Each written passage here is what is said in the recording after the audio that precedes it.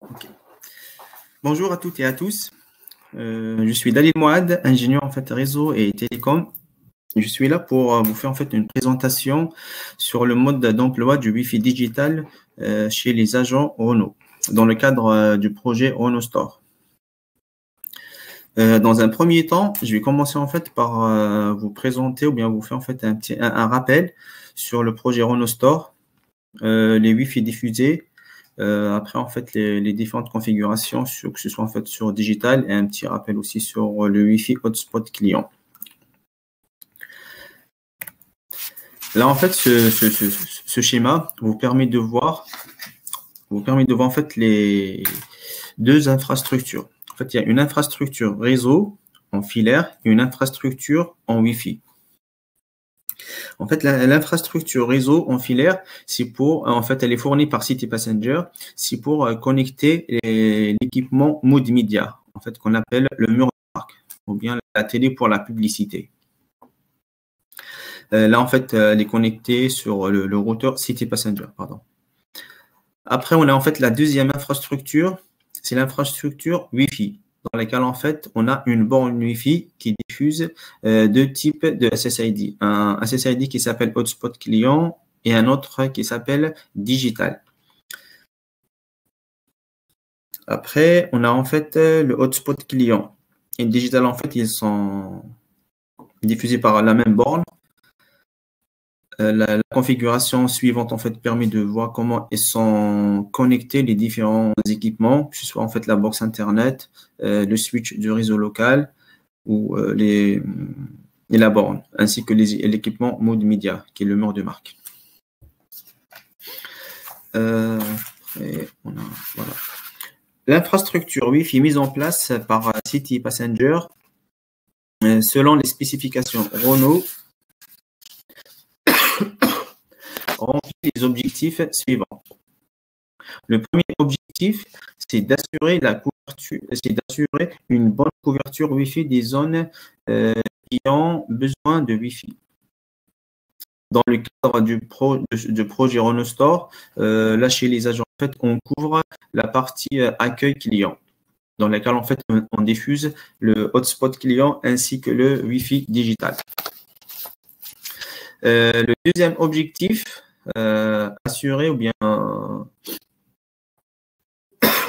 deuxième objectif en fait rempli par l'infrastructure Wi-Fi CityPassenger, c'est de diffuser deux SSID. Comme j'ai dit, il y a le hotspot client et le digital.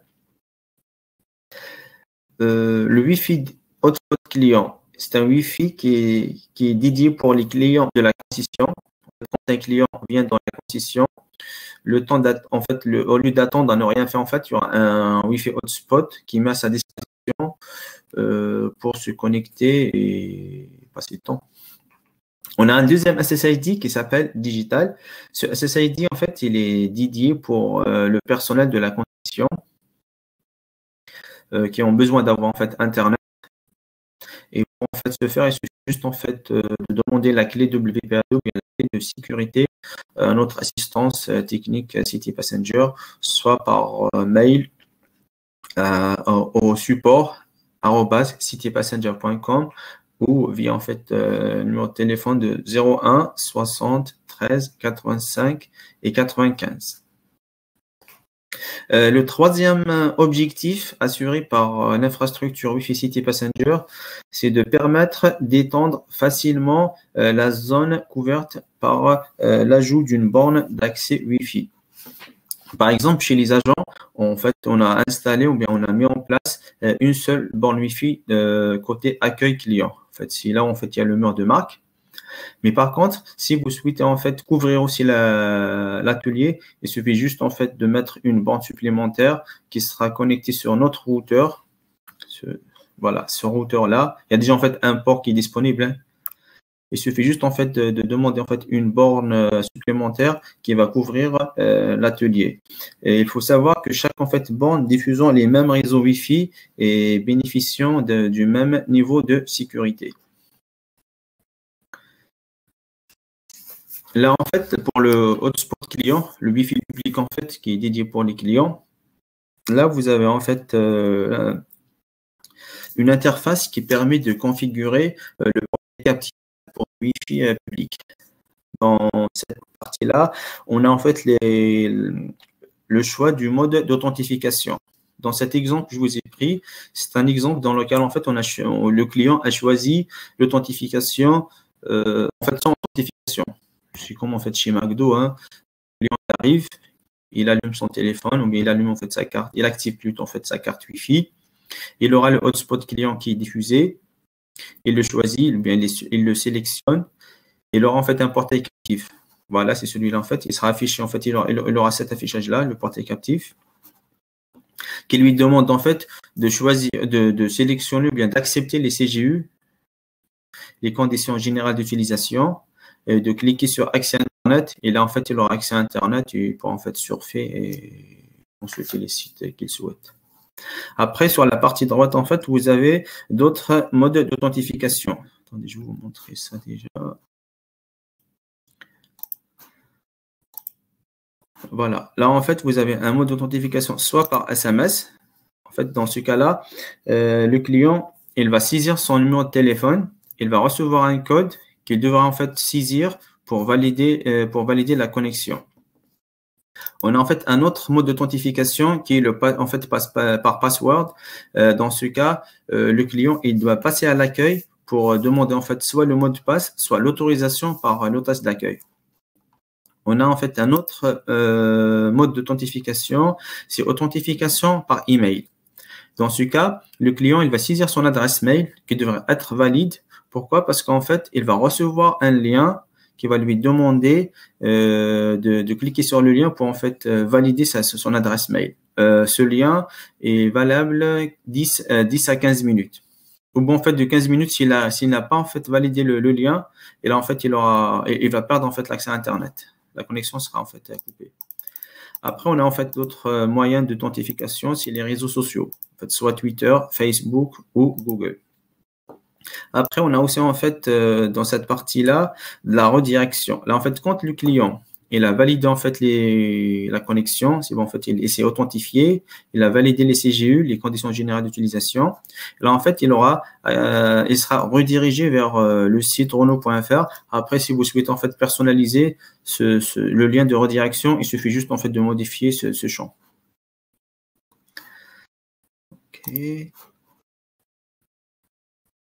Après, oui, voilà. Maintenant, j'arrive au Wi-Fi digital. C'est le SSID, en fait, le deuxième SSID diffusé par la borne qui se trouve dans le showroom.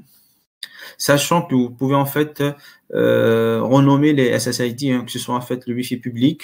Par exemple, là, il y a des clients qui nous contactent pour demander de mettre Wi-Fi gratuit le nom de leur garage. Dans le cadre, en fait, dans le cadre du projet Renault Store, nous avons fait un deuxième SSID qui est digital. Là, en fait, on choisit dans cette partie-là, c'est la partie configuration, soit en fait par QR code.